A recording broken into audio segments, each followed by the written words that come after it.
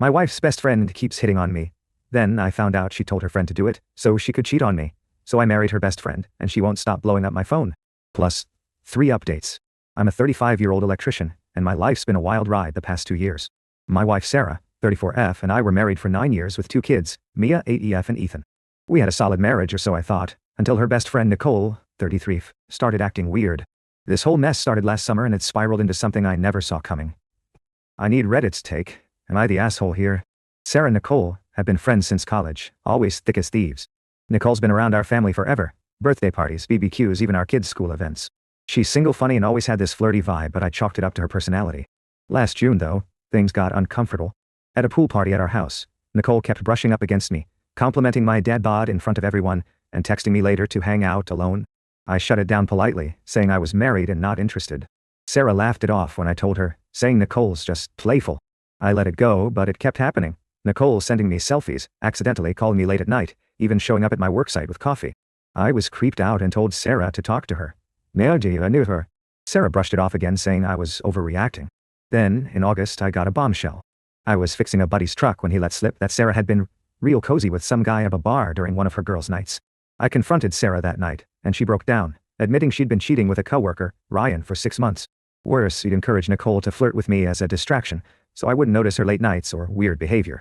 She swore it was a mistake, that she loved me, but I was done. The betrayal, her setting up her friend to hit on me while she snuck around, felt like a knife.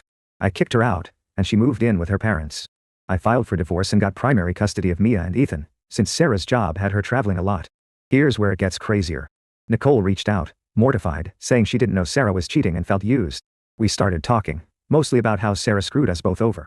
She was great with the kids, helping with Mia's homework or playing soccer with Ethan. One thing led to another, and we started dating a few months after the divorce was finalized in March. It felt right. Nicole was honest, kind, and didn't play games.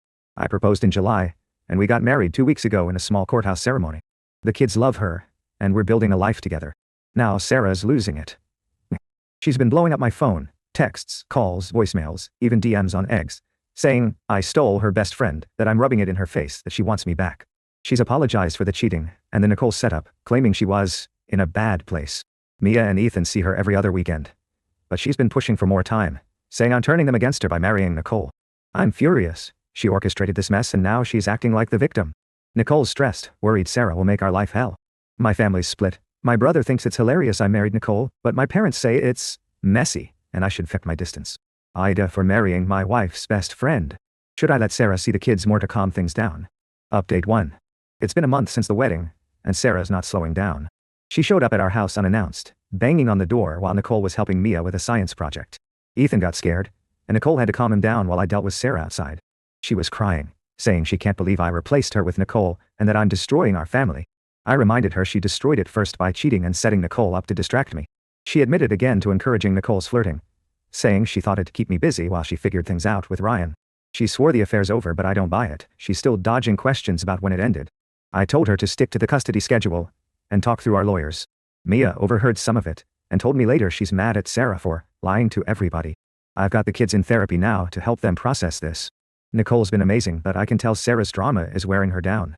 She feels guilty for taking Sarah's life, even though I keep telling her Sarah made her choices. My parents are pushing me to be civil for the kids, but I'm struggling to stay calm when Sarah keeps crossing lines. I blocked her on everything except email for custody stuff, but she's emailing me long, rambling apologies, begging for a second chance. I'm not responding, but I'm starting to wonder if I need to adjust the custody agreement to limit her access until she stabilizes. Update 2. Guerrero. 2 months post-wedding, and things escalated. Sarah showed up at Mia's school during pickup, trying to talk to her without my permission. The school called me because Mia got upset and refused to go with her. I rushed over and Sarah was in the parking lot, yelling about how I'm poisoning the kids against her.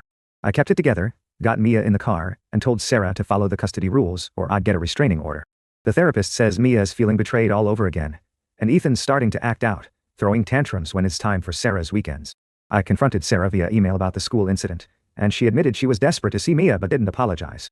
Instead, she accused Nicole of stealing her kids' love. I finally told her I know about her plan to use Nicole as a distraction, and I'm done with her games.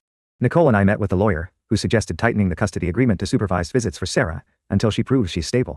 We're also looking into a no-contact order if she keeps showing up unannounced. Nicole's been a rock, but she's struggling with guilt, especially after Sarah sent her a long text blaming her for ruining everything. I reassured her it's not her fault, but I'm worried Sarah's obsession will hurt the kids. My brothers still team Nicole, but my parents think I'm being too harsh and should talk it out with Sarah. I don't see how that's possible when she can't respect boundaries. Update 3. It's been 4 months since the wedding, and we're finding some calm, but it's fragile. Sarah's backed off a bit after the lawyer sent a formal letter warning her about violating the custody agreement. She's sticking to supervised visits now, which happen at a family center with a social worker. Mia's still distant with her, only talking about school stuff, while Ethan's more open, but gets clingy with Nicole after visits. The therapist says the kids are processing the betrayal at different paces. Mia's anger is protective, while Ethan's trying to make sense of Sarah's absence. Sarah stopped the frantic calls and texts, but she's still emailing me, alternating between apologies and rants about how I chose Nicole to hurt her.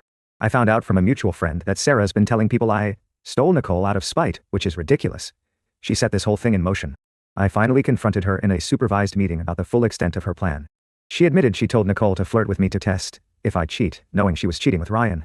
It backfired when Nicole and I got closer after the truth came out. I told her she doesn't get to play victim, she made her choices. Nicole and I are trying to focus on the kids, making our home a safe space. Mia started calling Nicole Mom sometimes, which feels like a win, but also stings because of how it hurts Sarah. We're planning a family vacation to get away from the drama, but I'm still on edge, waiting for Sarah's next move. My parents are coming around, seeing how hard Nicole's trying with the kids, but they still think I should give Sarah grace. I'm torn. Part of me wants to shut her out completely, but the kids need some kind of relationship with her. Ita for marrying Nicole and keeping Sarah at a distance. Should I let her have more access to the kids to keep the peace?